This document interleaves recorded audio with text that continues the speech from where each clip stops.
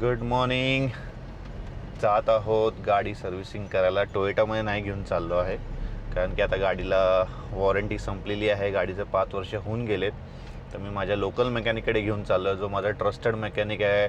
गेल्या 5-6 वर्षापासून माझे जे काही छोटी मोठी कामं असतात किंवा काही एक मेजर काम असेल तर त्याच्याकडे मी करतो. सो तसंच आपल्या ह्या गाडीचं आता सर्व्हिस तिकडे करणार आहोत. लास्ट टाईम पण फक्त आपलं मेजर ऑइल आणि काही फिल्टर्स चेंज केले. आता थोडंसं काही मेजर गोष्टी चेंज करायच्या तर ते करूया. आणि त्याचबरोबर आपण जाणार होतो एका ट्रिपला. तुम्ही बिलीव्ह नाही कराल, लास्ट इयर लडाख जाऊन आलो होतो, तर ह्या वर्षी स्पितीला चाललो. एका वर्षात 2 हिमाचल ट्रिप्स करणार आहोत. अनबिलिव्हेबल गोष्ट आहे, राईट? आम्हालाही माहिती नव्हतं की या वर्षी आम्ही प्लॅन करू. बट डिस्कशनला बसलो, कुठे जायचं आहे, काय जायचं चालू होतं. मग डिसाईड केलं की चला स्पितीत जाऊया, कारण की जो लडाखचं अटॅचमेंट झाली आहे ते परत ते दृश्य बघायचं आहे. बट आता दुसरी साईड बघूया त्याची. सोयराजी सर्व्हिसिंगला आलो आहे आणि ह्या टायमाला आपण टाकत आहोत शेल हेलिक्स प्रोटेक्ट 0W30. तर तुम्ही आता इमॅजिन करा, आपण जिथे चाललो आहोत तिकडे टेम्परेचर काय असेल माहीत नाही. हा ऑइल कसा आहे, पण शेलवाले बोलले खूप चांगलं ऑइल आहे. त्याचबरोबर ॲडब्ल्यू घेतलं आहे. गाडीचं कूलंट पूर्ण आपण चेंज करणार आहोत. 5 वर्षाला गाडीला. हे जे कूलंट आहे आपल्या जे गाडीला OAT बेस्ड जे टोयोटा रिकमेंड करते त्याच फॉर्म्युलेटेडवालं कूलंट आहे. सो हे total 9 litres. Air filter, AC filter, oil filter, brake pads पण आपण चेंज करणार आहोत गाडीचे. हे लॉक नट्स आहेत, हे तुम्हाला मी अलाइनमेंट बॅलन्सिंगला एक्सप्लेन करेन काय एक्झॅक्टली आहे. सो गाडीचं काम स्टार्ट झालं आहे. हे माझं लोकल गॅरेज आहे.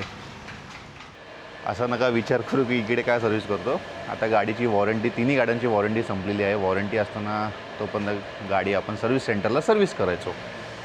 तर आता आपण आपल्या ट्रस्टेड मेकॅनिककडे गाडी सर्व्हिस करत आहोत, बट ओरिजिनल पार्ट्स लावूनच. तर तुम्हाला ह्या व्हिडिओमध्ये समजेल काय पार्ट्स आपण गाडीमध्ये चेंज करणार आहोत. पण हे टोयोटाचं मॅन्युफॅक्चर्ड बाय डेन्झो आहे. हे टोयोटाचं ओरिजिनल मॅन्युफॅक्चर्स आहेत. तुम्ही टोयोटाचं एअर फिल्टर आणि AC फिल्टर घ्यायला गेला तर साधारणतः 2000 ते 2500च्या मध्ये आहे एक. तर हे कॉस्ट खूप चीप आहे. गाडीचं ऑइल चेंज होत आहे, त्याचबरोबर ओरिजिनल ऑइल फिल्टर आणि त्याच्याबरोबर ओरिजिनल वॉशर. तर ओरिजिनल वॉशर हे बाहेर मिळत नाही, तर बुडमोवरती अवेलेबल आहे. इझिली तुम्ही तिकडनं परचेस करू शकता. तर इथे काय लिहिलं आहे, डेन्झो ऑइल फिल्टरवरती. सो मोस्टली टोयोटाचे सगळे पार्ट्स बनवतो डेन्झोच. एअर फिल्टरची क्वालिटी चेक करूया. ॲक्च्युली मी एअर फिल्टर नेहमी 10,000ला चेंजच करतो, ठेवतच नाही. सो येस, हे आहे एअर फिल्टरची क्वालिटी मुंबईसारख्या रिजनमध्ये बघू शकता. सो मी रिकमेंड करेल एव्हरी टाईम तुम्ही चेंज करा तुमचं एअर फिल्टर आणि AC फिल्टर. एवढी मोठी गाडी चालवत आहात तर ऑब्व्हियसली गाडीवरती तेवढं प्रेमही करा. आपल्या गाडीला आपण टाकणार आहोत शेल हेलिक्स प्रोटेक्ट 0W30. तर ऑब्व्हियसली हे विंटर्समध्ये खूप बेस्ट आहे ऑइल. तर आपण जिकडे चाललो आहोत स्पितीला, तर हे खरंच उपयोगी पडेल. ॲक्च्युली या ऑइलची किंमत थोडं महाग आहे ऑइल, 5620. बट मला डिस्काउंट मिळालं टोटल बिलिंगवरती, तर 9900 रुपयाला मला हे दोन्ही ऑइल पडलं. तर शेलचं मी खूप रिकमेंड करतो. मी खूप आधीपासून शेलचे ऑइल्स टाकतो. सो ह्या टायमाला आपण आपल्या सोयरामध्ये शेलचं ऑइल फिल करूया. गाडीचे डिस्क पॅड चेंज करत आहोत आणि हे आहेत ओरिजिनल 6500 रुपयाचे. तर गाडी 40,000 किलोमीटर चालली आहे आणि आता आपण डिस्क पॅड चेंज करून टाकूया. साधारणतः 40,000 किलोमीटर नंतर गाडीचे डिस्क पॅड चेंज केले बेटर, जेणेकरून तुमची डिस्प्ले सेफ राहील. हे आहेत आपले ब्रेक पॅड्स, वॉर्न आउट झालेले आहेत आणि हे आहेत ओरिजिनल.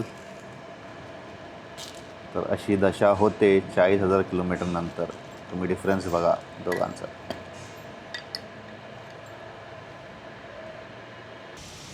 गाडीचं आपण कूलंट ड्रेन करत आहोत. 5 वर्ष होऊन गेली गाडीला आणि आता आपण नवीन कूलंट फिल करणार आहोत गाडीमध्ये.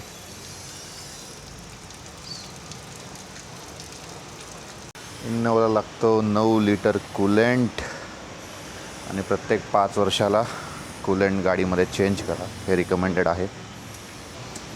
तर आता बेस्ट पार्ट आहे आणि हा माझा आवडता पार्ट आहे जो आहे इंजिन ऑइल. आता आपण गाडीमध्ये टाकणार आहोत.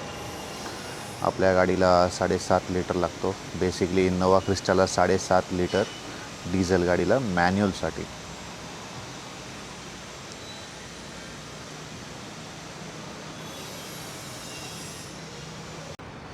कूलंट ड्रेन करून झालेलं आहे आणि असे आपल्याकडे 9 लिटर गाडीमध्ये जाणार आहे. Coolant OAT based pink colour आहे. हे टोयोटाचं रिकमेंडेड कूलंट आहे ॲज पर मॅन्युअल बुक. तर तुम्हाला कधी कुठल्या गाडीचं कन्फ्युजन असेल तर नेहमी मॅन्युअल बुक चेक करा आणि त्याप्रमाणे तुमच्या गाडीचं कूलंट तुम्ही रिप्लेस करू शकता. जसं कूलंटमध्ये बरेच प्रकारचे कलर येतात, ऑरेंज, ग्रीन, ब्ल्यू आणि हा एक पिंक आहे. सो प्रत्येक कलरचं डेफिनेशन वेगळं आहे. सध्या जसं आपल्या इनोवाला जे रिकमेंडेड आहे प्रीमिक्स, तेच आपण पिंक कलर टाकत आहोत. आता सगळं इथलं सेक्शन डन. फक्त कूलंट फिल करायचं आहे. सध्या गाडी ऑन केली आहे. जशी गाडी हीट होत जाईल तसं ते कूलंट खालती ड्रॉप होत जाईल. मग आपण राहिलेलं कूलंट त्यात फिल करू. आता रियर ब्रेक लायनर साफ करत आहोत.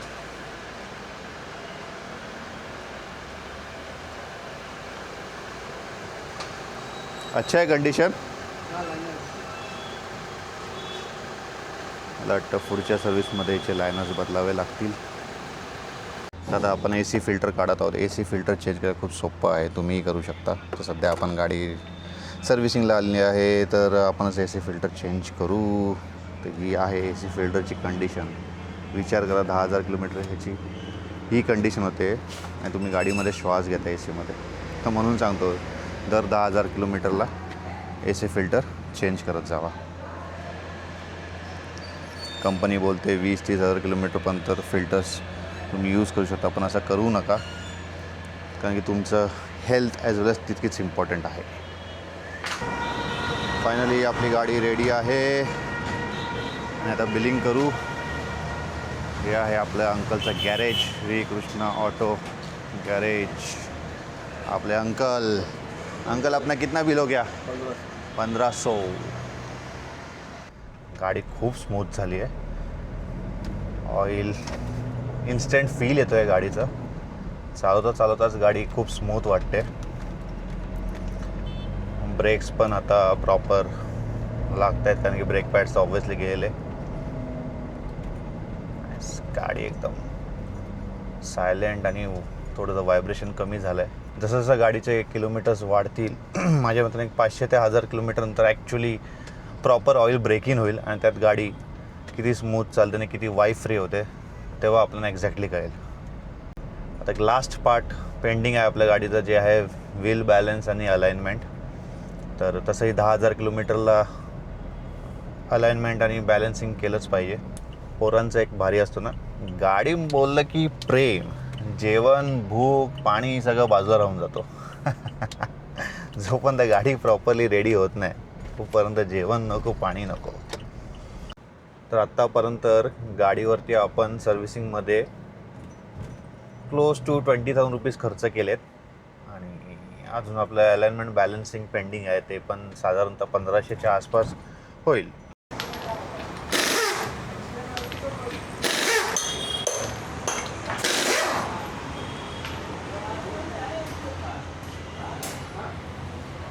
गाडीची अलाइनमेंट आता चालू झाली आहे.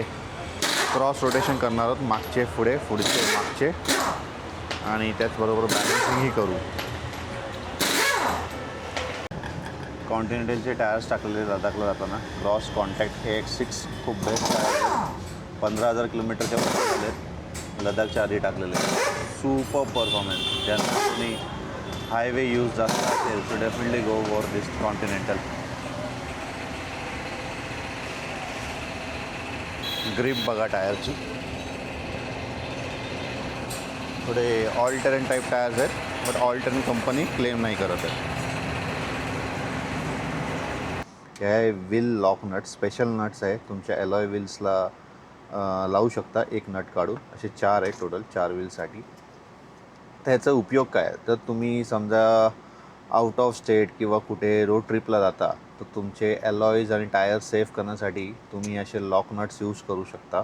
आणि ही त्याची स्पेशल की असते की ते त्याच्यातच लॉक होऊन आपण व्हील ओपन करू शकतो. आणि हा आपला लॉक नट आणि त्याची की, असं आपलं लॉक नट टाईट चालतं. आणि आपली की आपण गाडीमध्ये ठेवून द्यायची.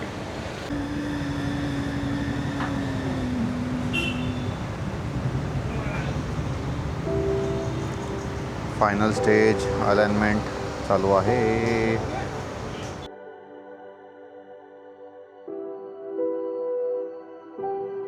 थांबा, तर आता एक प्लॅनमध्ये चेंज आहे. तुम्ही आत्तापर्यंत सगळं बघितलं की आपण गाडी प्रिपेअर्ड केली स्पीटीसाठी. सगळं काही जे मेन पॉईंट्स होते, जे काही मेजर गोष्टी होती चेंज करायची, ती आपण सगळी गोष्टी गाडी रेडी झालेली आपली. तर आता एक असं मेजर चेंज आला आहे आपल्या प्लॅनमध्ये. आणि जो काही चेंज आहे तो तुम्हाला एका नेक्स्ट व्लॉगमध्ये कळेल. आणि तो सर्वात बेस्ट चेंज आहे. आय मीन मी सांगीन एक ड्रीम चेंज आहे. सो येस, आपण काय घेऊन चाललो आहोत स्पीतीला तुम्हाला पुढच्या व्लॉगमध्ये कळेल. आणि तुम्ही आता हा जो व्लॉग बघत असाल तर आम्ही ऑलमोस्ट स्पीती राईड आमची कंप्लीट झाली असेल. हार्ड अँड फास्ट झालेलं आहे, जसं क्रिस्टाबरोबर झालं सेम ती गोष्ट घडलेली आहे. आता मी क्रिस्टाचं नाव घेतलं आहे, तुम्हाला थोडंफार आयडिया आलीच असेल की काय घेऊन चाललो आहोत. सो क्रिस्टा 2.4 आहे, ते 2.8 आहे. तर तुम्ही अंदाजा लावा आता काय आहे ते एक्झॅक्टली. तर भेटूया पुढच्या व्लॉगमध्ये. Bye bye.